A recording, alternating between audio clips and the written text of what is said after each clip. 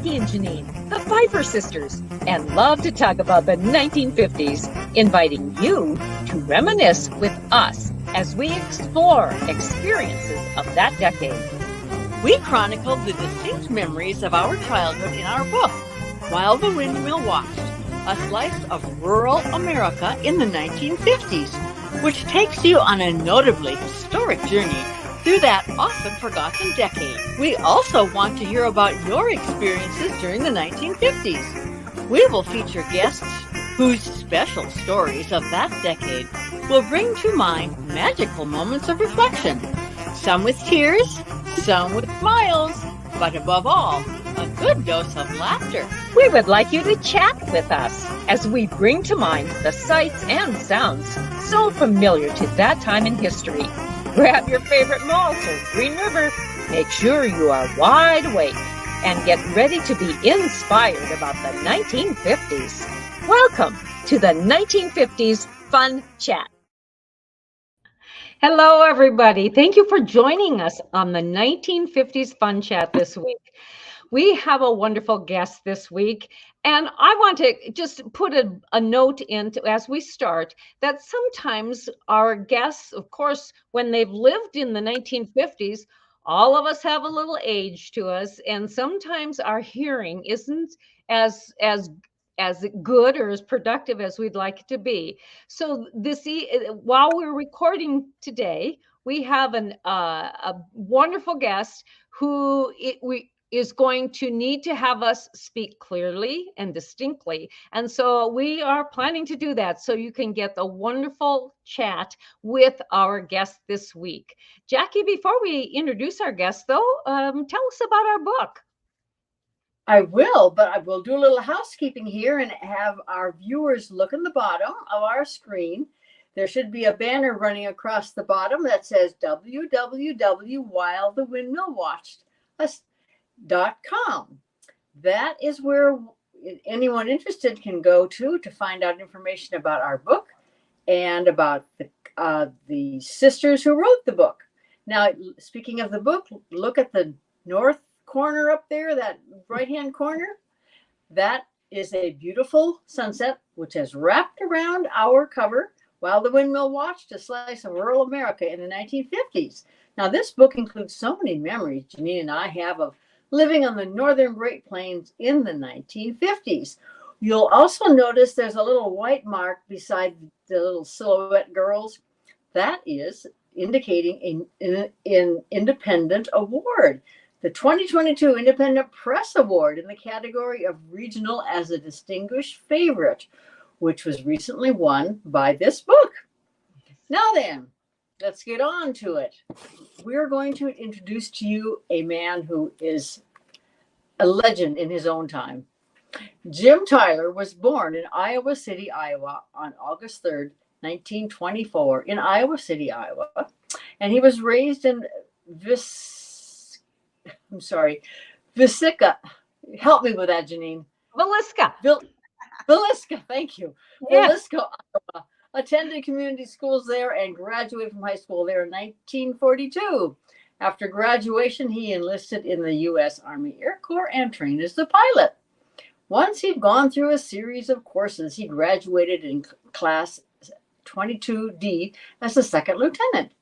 He served in World War II and was discharged from the Air Force in 1945 while serving in Italy. Now then, after that, Jim entered Simpson College in Indianola, Iowa in 1946, graduating with a Bachelor of Science degree in Business Administration. A lifelong job in Atlantic, Iowa, Coca-Cola Company awaited him upon graduation. The following year, he married Dorothy Dottie Hendrickson. They have 5 children, 10 grandchildren, and 8 great-grandchildren. So, Jim, we welcome you to the 1950s Fun Chat, and we are glad you're with us today. Thank you. You're welcome. So, Jim, you're fortunate to have been born into a family of entrepreneurs. The story of your family business began in the late 1800s. So please begin anywhere you would like to begin with us and give us a very brief history, a brief synopsis, but please do concentrate on the 1950s. Now, I know that's a big order, so start where you want to start. Hi, Jim. Are you ready to tell us your story about? I'm ready. Okay, there you go. You can Begin. just begin. Do you want to start with how your grandfather started the business? My grandfather was in the ice and coal business, and then my dad and my uncle decided in 1909 to go in the ice cream business because my grandfather had the ice to refrigerate. There was no refrigeration in those days. That did it all with ice, and the two of them worked together until 1949 when an estate planner told them they're getting the size where my dad and my uncle got along great. I never saw them have an argument. My dad did the sales and distribution. My uncle did the manufacturing. They got along great. And but 1949 was the official start of the Atlantic Coca-Cola Bottling Company. Jim, tell us about growing up in Villisca and when you started to be an entrepreneur with your cousins when you would sell Coca-Cola on the streets of Villisca. Well, I had a horse by the name of Sparkle and a two-wheel cart, and my two cousins, Hubert and Frank, we'd get some ice chips from the ice house, ice down to Coca-Cola, and we'd go up and down the streets of Villisca saying ice cold Coca-Cola 5 cents. And that was the start of my business. That would have been about 1938, I think. And so you would have been about 14 years old? Yeah, I was born in 24. Okay, all righty. And did you have the licensing for Coca-Cola at that time? Well, my dad and my uncle bought a creamery down in Clarinda, Iowa. And when they were going to the safe, lo and behold, there lay a franchise to bottle and sell Coca-Cola.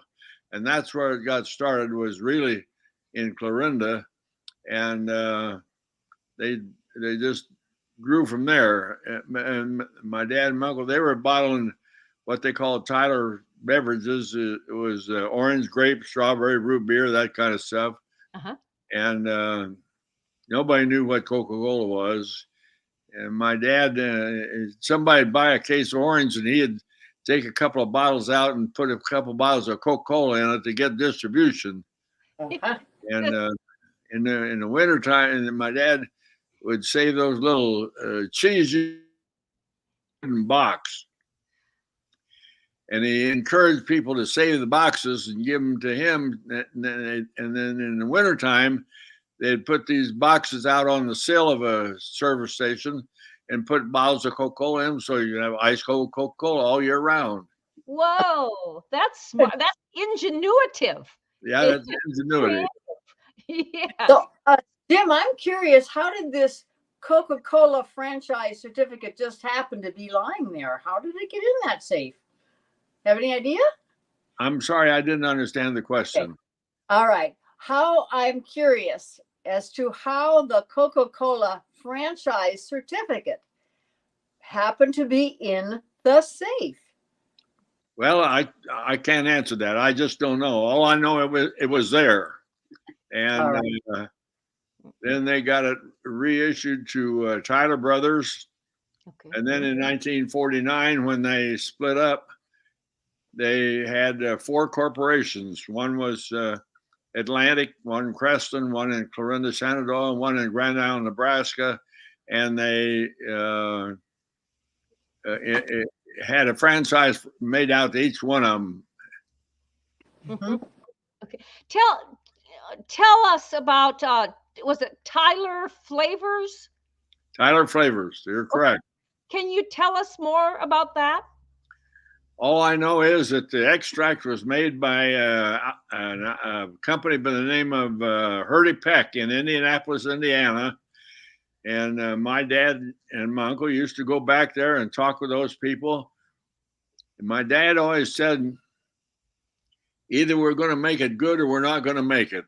Mm-hmm. And he followed that premise all through his life. And quality was utmost. Back in the ice cream days, that was the thing, was quality, quality, quality. And they've stuck with it, and thank goodness we still do that today. Absolutely. When you were mixing those flavors, if from what I read, you used well water with your with the flavors.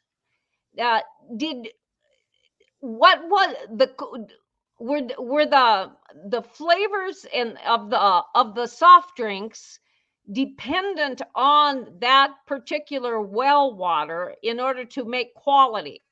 Well, you had to have good water. Mm-hmm. You know, after all, there's in a bottle of Coca-Cola, there's an ounce of water, and so with that proportion, the water has to be good. It has to be consistent. It has to be constant. Mm-hmm. And we use it today. We use Atlantic City, and the Coca-Cola company. In fact, their traveling lab just left the other day, and we got a certificate. And they're very complimentary. Water in Atlantic, you probably know, area water's really not that great, but we're very fortunate to have very, very good water here in Atlantic. Good. Mm-hmm. Tell us more about your work and your association with Atlantic Bottling then in the 1950s. Well, I was running a route then. We had a plant manager, and I've done it all. I started in 1938, feeding the bottle washer in Clarinda, Iowa in the summertime. And I've done everything from feed the bottle washer to bottle to mix syrup, to be on the route, selling to the consumer, to our customers. I've just done it all. Did you have a favorite job of all those you listed? Did you have a favorite? Did I have a favorite? A responsibility. You listed being a bottle washer and a salesman and a mixer of the flavors. Oh my goodness! I've been blessed with so many good people. A lot of wonderful. I hate to call them employees, but more associates that I worked with. Sure. Loyal people, good people, hardworking people. I just can't say enough about the people that have worked at Atlantic Coca-Cola Bottling Company. They're wonderful, wonderful people, and I just can't say enough about them. Good. Wonderful. So let's move from that company. I understand that you have been involved in various professional and service organizations. And when you think about all of those that you have been associated with, can you tell us one or two of the most rewarding times that you've had with the service organizations? It'd be very, very difficult to pick out one or two. Okay. As I said, I've been blessed with great people, and I hate to single out one or two as saying that they're the best, because they're all great. Mm-hmm. Mm-hmm. Right. And you've been involved with Atlantic Rotary, is that right? Atlantic Rotary, as president of the Atlantic Rotary Club, president of the Atlantic Golf and Country Club.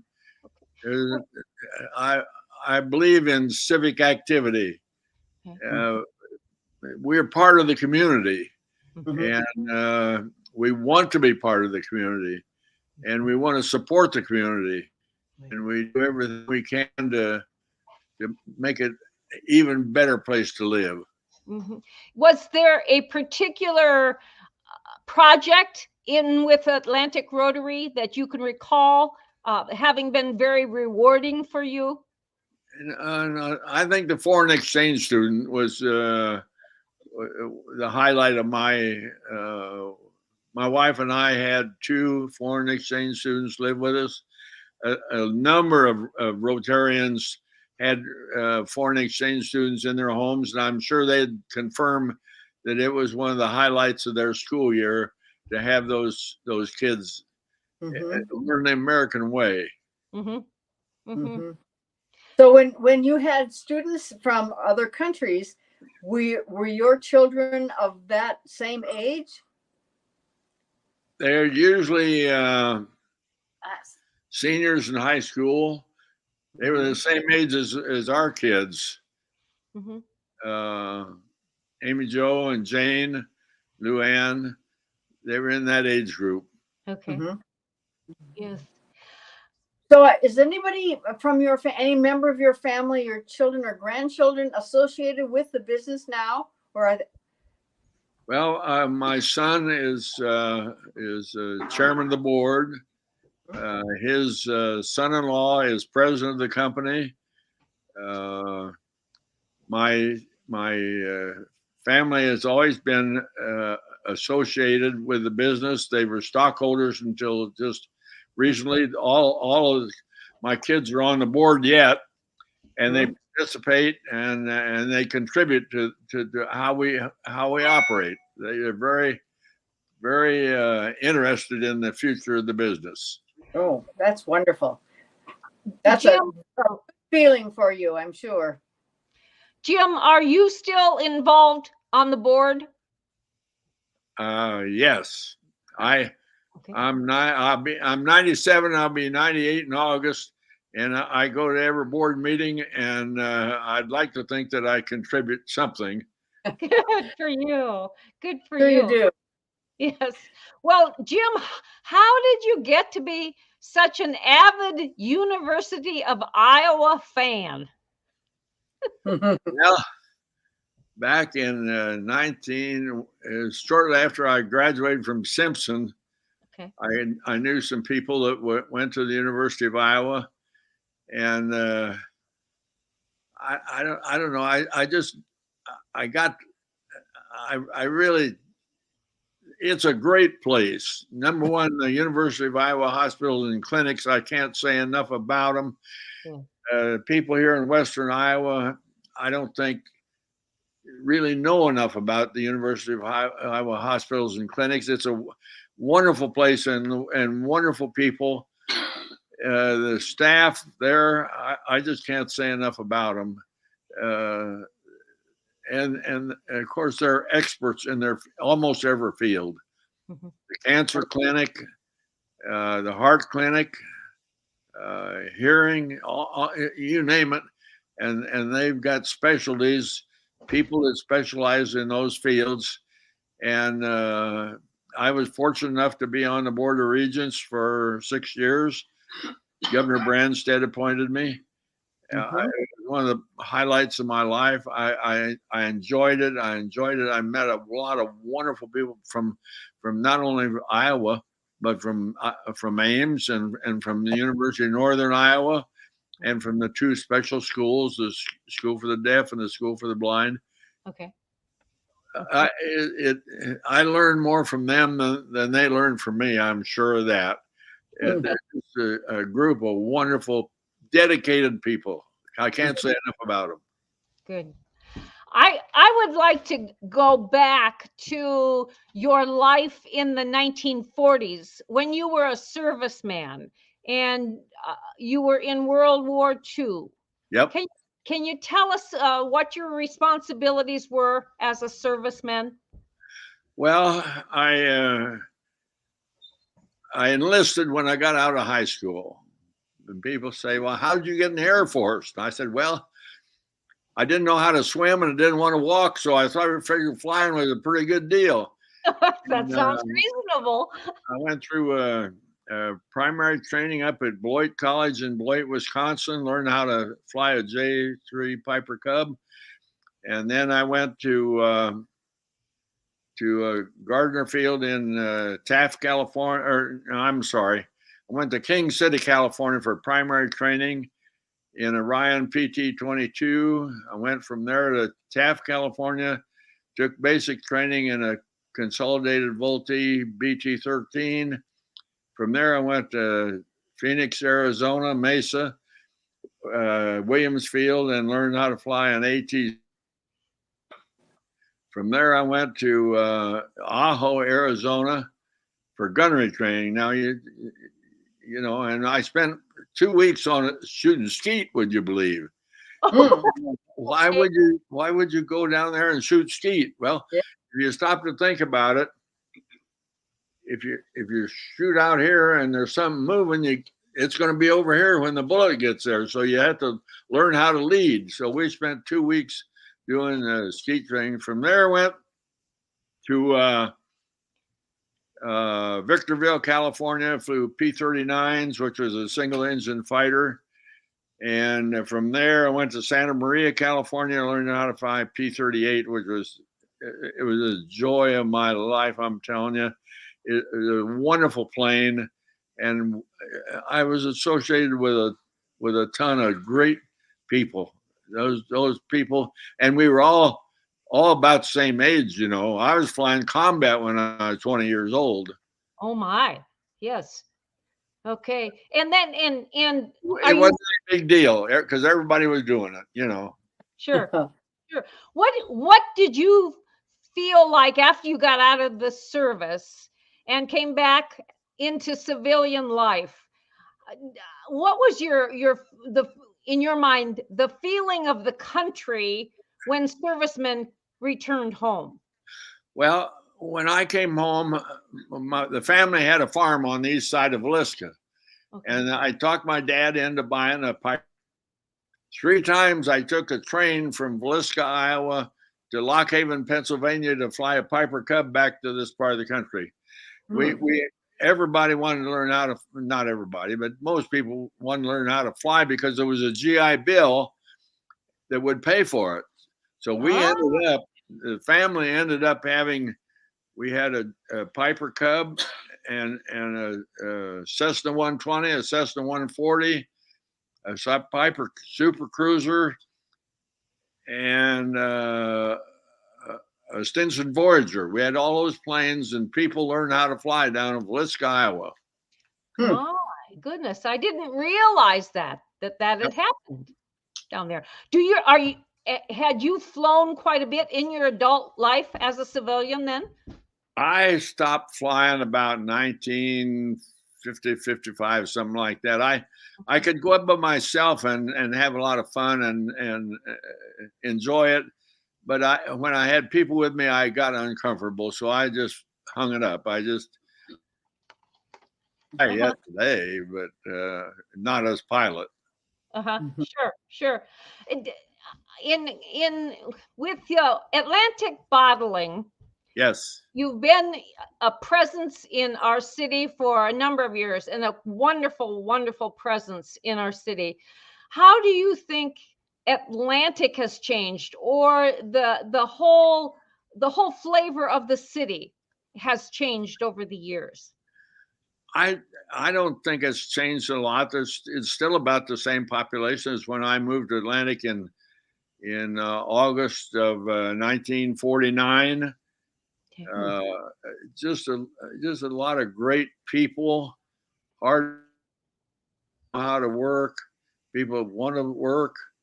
I don't think it's changed a lot. And you know, people say to me, when I tell people that 90% of what we produce down here, we ship out.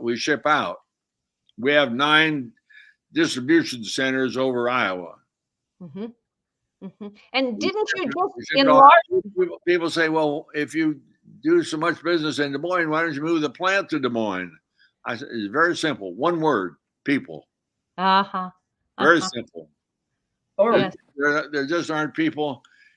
We have warehouses in Ottumwa and Spirit Lake and Ames and Mason City and Dubuque and the Quad Cities. And the people here in Atlantic, I'll put them up against any of them. Well, thank you. That's very, very complimentary of the people in our area. Jim, if you had any words of wisdom to a young entrepreneur, what would it be? Work hard and be honest. Okay. Wonderful words. Yes. Yes. Do you Work never hurt anybody. no. And we Jackie and I came from a family. Our parents were hard workers. They had integrity, and they instilled that in us, and that's what made you have a cat. We have a cat that just jumped up on the computer desk and spilled things. So that adds a bit of excitement to this. But we have you can't ever go wrong with hard work and integrity. That's for sure. Jim, we're getting close to the end of our broadcast. And this has been so exciting, folks. Jim Tyler, who's from Atlantic and who grew Atlantic Bottling Company, the Coca-Cola business, and really throughout Iowa. And in summing up our talk today, what is a memory of 1950s that really sticks in your mind as something that was a fun time? Well, I look back, and we started with probably a dozen or less employees. Now we have over 700 people. We license over 400 pieces of equipment in the state of Iowa. All of our warehouses are in Iowa. I'm glad to be a citizen of Iowa, a citizen of Atlantic, Iowa, and you'd have a hard time convincing me that there's better people any place. What's wonderful in the 1950s? What stands out in the 1950s? In the 1950s, what stands out? Change. That's the first time we went from anything but a 6.5 ounce bottle to a 10-ounce bottle to a 16-ounce bottle to a 32-ounce bottle. All that change through the years, and not necessarily limited to the 50s, but it's changed. You have to adapt to change or you're going to get lost in the shuffle. That's all there is to it. Yes. When did plastic bottles start to become in use with soft drinks? Oh, probably, I'd say, let's see, excuse me, 1970 something maybe. Okay, a little bit farther beyond that. Well, I remember in the 50s and early 60s when we would get a bottle of pop. And my dad was a big 7-Up drinker. So that was pretty much what we got to drink.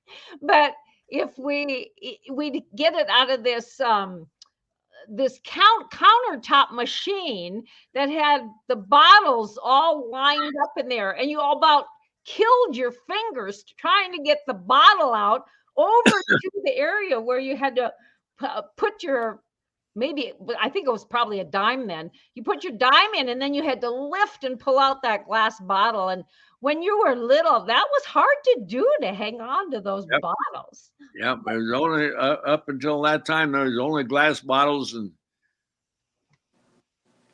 I hauled glass bottles in here, brand new bottles from Liberty Glass Company in Sapulpa, Owens, Illinois Glass Company in Streeter, Illinois. And we bought bottles from Chattanooga, Tennessee. We bought bottles from all over. Was there ever a shortage of bottles? Oh yeah, Yeah. And even today, would you believe, even today, we're rationed on how many cans we can get from the can manufacturers. And it's just a shortage of product. We could sell more if we could. Sure. Okay. Yes. Yes. Well, I think you're probably not the only one in that position. I think you're right. Mm-hmm. Yes. Well, Jim, we do thank you so very much for being our guest on the 1950s Fun Chat. This has been a joy learning about your life, even before the 1950s and during that time and after the 1950s. It's been a pleasure, and I hope I haven't bored you.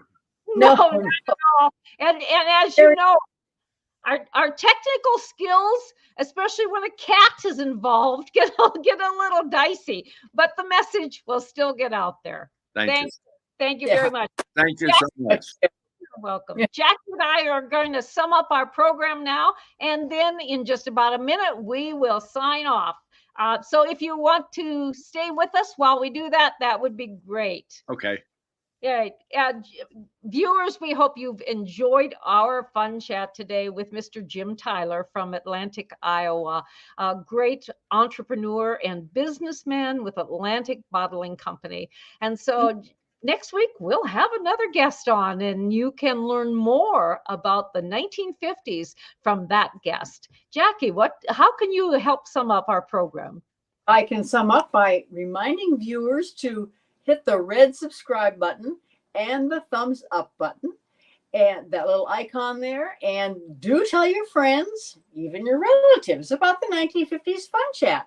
And do join us live every week, which is the time will be at 8 o'clock Monday evenings Central Time. That's on our YouTube channel. Now, if you don't happen to join us live, just wait a few minutes or the next day and then go to the 1950s Fun Chat on YouTube and you'll find us there. And if you go to our website, you will be able to look and enjoy all of the previous Fun Chats we've had. And Janine, what number is this one? This one is number 36. Yep. 30. Okay. Yep. And we're going to keep moving forward. Right. And we have a variety of people. You take a look at the entirety of each one or just a little bit of each one. So you kind of get the flavor of the 1950s Fun Chat. Yes. And then if you want to learn more about the Pfeiffer sisters, our information's on that website, whilethewindmillwatch.com. So until next time, in which we hope you join us again, just remember those times of the 1950s when there were malt chops, cool cars, and poodle skirts. And so until next time.